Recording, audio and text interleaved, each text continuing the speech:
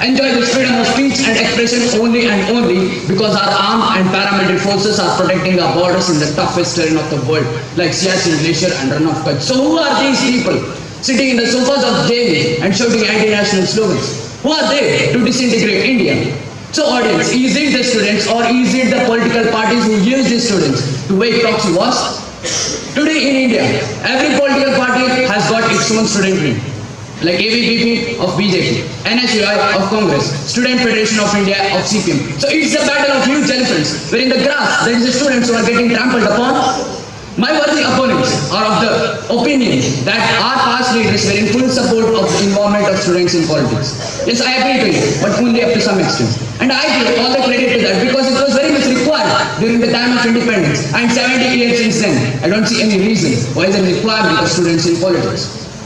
In this 24/7 internet era, academic pressure, peer pressure, pressure to get a job with this adds this party pressure, or you may say political pressure, which makes the students like what? A pressure cooker.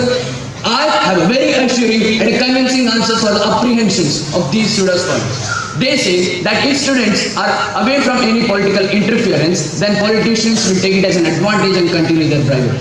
But to tell you, this is India, a democratic nation wherein there are so many other pressure groups to tell the government what is right and what is wrong. From Aristotle till Abdul Kalam, these great leaders were first well-trained, well-educated and groomed without being influenced by any narrow-minded political propaganda, and then they were presented to the society who emerged as a world-class leader. And the rest of the story, you know. South Africa, our friendly nation, which is also thought will also be like any other African country, but today boasts of its extremely efficient universities which are away from any political interference. Universities of Madras, Universities of Mumbai, I give it in writing that their academic performance is far better than those universities of JNU and those of Hyderabad. My other opponents, what do you like to say when a person, a cricketer like Chetan Chauhan is being appointed as the head of fashion technology of India? What do you like to say when Gajendra Chauhan has been appointed as the head of Film Institute of India? And what do you like to say when for the suicide of a person, a PhD scholar, Rohit Vemula, which would have not taken place if there was no interference of politics in the administration of the universities? So what do you like to say about students like you and me? Students who have burnt their midnight oil, who are deprived of the seats in universities just because someone else is more politically influential and rich in economical status. You take the examples of Chandrababu Naidu, Mamata Banerjee, Arun Jaitley, who are now prominent leaders in India, that they were the college leaders in their college days. Yes, I agree to it. But soon after the JNU incident, they were the first of those few politicians who came out and stated that politics is not at all required in students are not at all required in politics. My worthy opponents, I request you to not be a frog in a well, but go out and see the world. Democracies like UK and USA state for the effective democracy there is no requirement of any politicalization of student unions.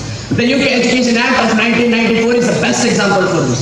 It gives a framework and provides accountability for the functioning of student unions. These student unions, which were made for the welfare of the students, welfare of the college, welfare of the staff, and for the extension of knowledge, but today have become a political pawn whose key aim is to promulgate their political agenda, political ideology, and extend their vote base.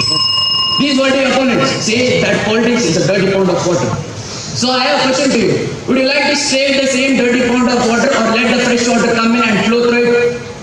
After hearing to the learned speech of these opponents, I have a question lurking in my mind since then. Can you tell me how many educational institutes of India have got world-class reputation? Ashamed to tell. Very few. Yes, the prestigious IITs, you may say.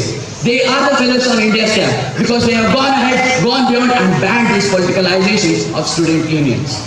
But what the opponents?